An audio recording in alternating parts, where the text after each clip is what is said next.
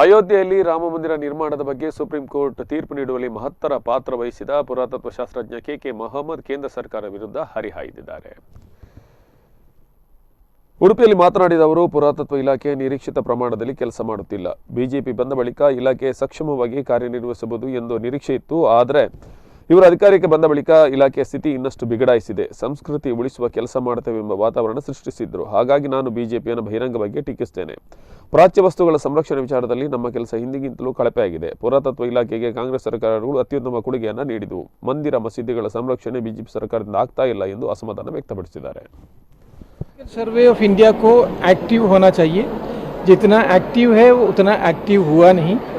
हम लोग ये समझ रहे थे बीजेपी आने के बाद जो है थोड़ा सा और एक्टिव होगा, लेकिन ऐसा नहीं है.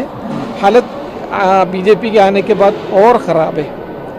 ये मैं इसलिए ओपनली इसलिए कहना चाहता हूँ कि बीजेपी ने एक ये एटमॉस्फेयर क्रिएट किया था. ये बहुत सारी चीज़ें जो ना कल्चर के लिए करेंगे, लेकिन कल्चर के लिए उन्होंने कुछ नहीं किया.